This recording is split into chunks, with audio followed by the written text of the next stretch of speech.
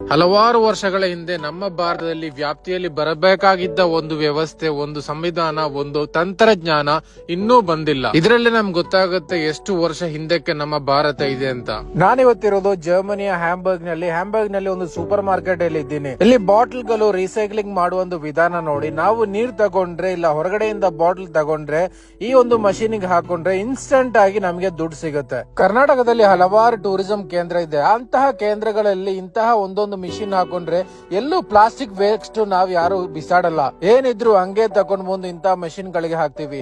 So ಇಂತಹ machine ಗಳಲ್ಲಿ ಇಂತ ರಿಸೀಟ್ ಸಿಗುತ್ತೆ. ಆ ರಿಸೀಟ್ ಅನ್ನು ಕೌಂಟರ್ ಹೋಗಿ ಕೊಟ್ರೆ ಅವರು ನಮ್ಗೆ ಕ್ಯಾಶ್ ಆಗಿ ದುಡ್ಡನ್ನು ಕೊಡ್ತಾರೆ. ಇಂತ ವ್ಯವಸ್ಥೆಗಳು ನಮ್ಮ ಊರಲ್ಲಿ ಕೂಡ ಬರ್ಲಿ ಅಂತ ಪ್ರಾರ್ಥನೆ ಮಾಡೋದು ಒಂದ್ ಬಿಟ್ರೆ ನಮ್ಮ ಕೈಯಲ್ಲಿ ಏನು ಮಾಡಕ್ ಆಗಲ್ಲ. ಇಂತಹ ಇನ್ಫಾರ್ಮೇಟಿವ್ ವಿಡಿಯೋಸ್ ಗಳನ್ನೆಲ್ಲ ಆದಷ್ಟು ಶೇರ್ ಮಾಡಿ. ನಮ್ಮ ಕರ್ನಾಟಕದಲ್ಲಿ ಮೊದಲು ಇಂತಹ ವ್ಯವಸ್ಥೆಗಳು ನಮ್ಮ ಟೂರಿಸಂ ಕೇಂದ್ರಗಳಲ್ಲಿ ಬರ್ಲಿ ಅಂತ ನಾವು ಆಶಿಸೋಣ. ಒಳ್ಳೆ ಕಾರ್ಯ ಮಾಡಕ್ಕೆ ನಾವೆಲ್ಲರೂ ಕೈ ಜೋಡಿಸೋಣ. ಇದೇ ಇಂದಿನ ಒಂದು ನಿಮಿಷ. ನಾಳೆ ಸಿಗುವವರೆಗೂ ಬಾಯ್ ಬಾಯ್.